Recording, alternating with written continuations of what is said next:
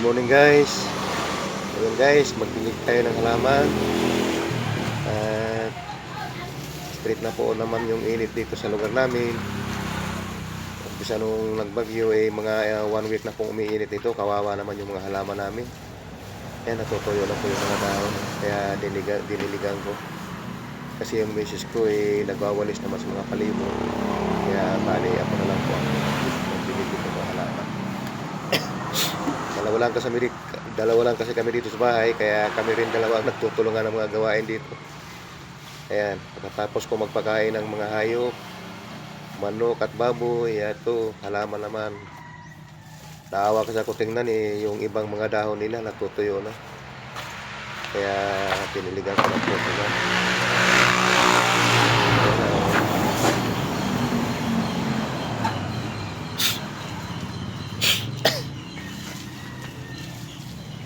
Kawawa naman.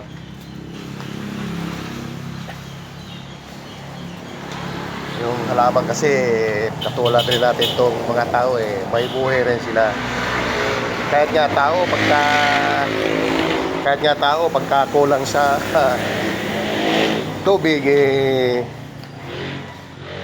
mahirap, hindi pwede pag kulang sa tubig ng tao. Ganon din sa halaman. Kaya dapat tinanim natin sila diyan, alagaan natin. Pag tinitinan ko itong mga halaman namin, pag nakaupo ako rito sa upuan dito sa labas, parang maliwalas ang pakiramdam ko. Kaya dapat magandang tingnan pag may halaman ka sa bahay. Wala naman pong view ang bahay pagka walang halaman. Kahit na itong bahay na ito medyo luma na, talagang medyo nasisira na yung ibang mga parte ng bahay. Kailangan mayroon din halaman.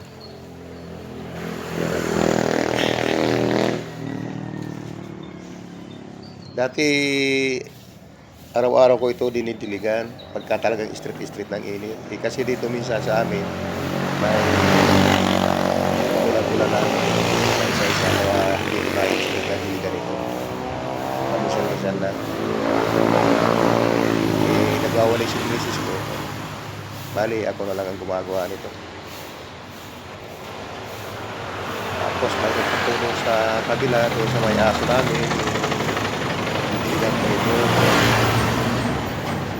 Di bali doon sa lugar ng may aso, hindi gaano natatamaan ng init. Ito, lugar na ito, napakainit dito, lalo na pagka mga tanghali o papunta ng hapon. Napakainit po sa sa lugar na to.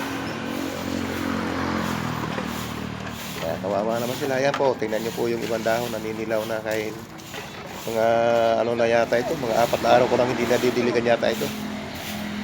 Ayan po.